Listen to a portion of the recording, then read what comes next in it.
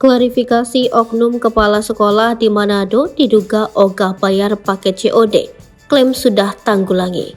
Oknum kepala sekolah di Manado diduga ogah membayar paket COD kini menyampaikan klarifikasi usai videonya viral di media sosial.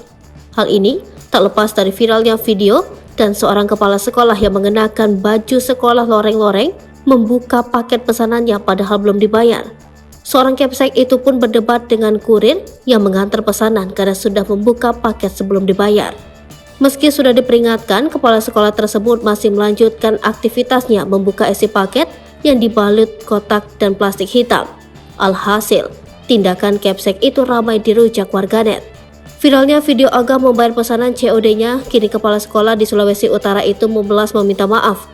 Dengan menggunakan pakaian serba hitam, kepala sekolah itu membuat video klarifikasi yang juga diunggah di akun Instagram Kabar Negeri. Klarifikasi permintaan maaf oleh oknum Capsek di Sulawesi Utara usai viral videonya menolak bayar pesanan COD yang sudah dibuka paketannya. Tulis keterangan akun Instagram Kabar Negeri. Dirinya mengaku telah menanggulangi kasusnya dengan kurir tersebut. Permohonan maaf dari saya tentang COD yang saya tolak, dan saat ini saya akan klarifikasi bahwa COD itu sudah saya tanggulangi. Mohon agar supaya dimengerti, terima kasih, ucap kepala sekolah tersebut. Entah apa yang disebut Capsek tersebut sudah menanggulangi, sejumlah warganet ramai menyoroti.